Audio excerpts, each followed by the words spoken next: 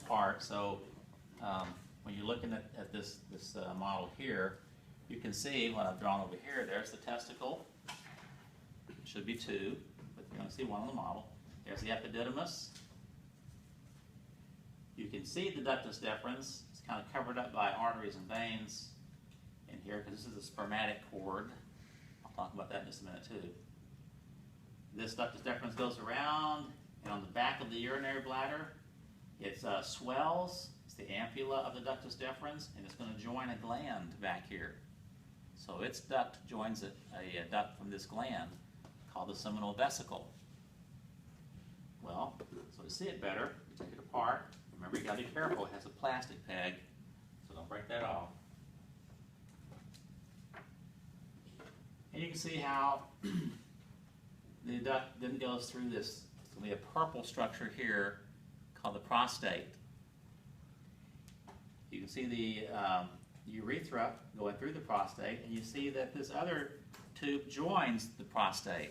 So when the ampulla of the ductus deferens joins the duct from the seminal vesicle, and that duct enters into the prostate, that's called the ejaculatory duct. You can see it on here. So that duct is emptying into the prostate. It's called the ejaculatory duct. It joins the prostatic urethra. And then I'll have another model back there. I'll bring it up here. It's the spongy urethra. It goes through the penis here. And it swells here in the head of the penis. A little swollen, the head's called the glands, but the little swollen area is called the navicular fossa. And the opening is the external urethral orifice. There's more to this too. So I took that penis apart a little. This model here, be real careful with these, okay? You gotta wiggle it off the stand. It kind of fits pretty tight.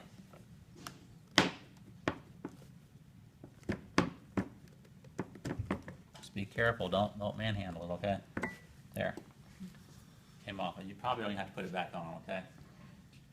This model is very good. Comes apart into pieces also. You have to kind of wiggle it apart. So you can see a little bit better. But you can see the urethra on the back. The ductus deferens on the back. Here's the seminal vesicle. It joined the ejaculatory duct. You see part of it here in this purple structure, the prostate. Here's the prostatic urethra coming through here. You can see there's another gland that you couldn't see on that one. The bulbourethral gland. It also contributes fluid. So seminal vesicles contribute fluid, prostate contributes fluid, bulbourethral gland contributes fluid. And here's the spongy urethra. It's going through a cylinder called the corpus spongiosum, is why they call it the spongy urethra. There's the navicular fossa, and there's the external urethral orifice. Well, there are three cylinders that make up this penis. So when you take it apart, gingerly, you're going to see that there are three cylinders here. We'll talk about these a little bit more in lecture. Well, you can see them on these models, so I'm just going to mention them. The two top cylinders are called the corpus cavernosa. They're cavernous. They're going to fill with blood. And the bottom is called the corpus spongiosum.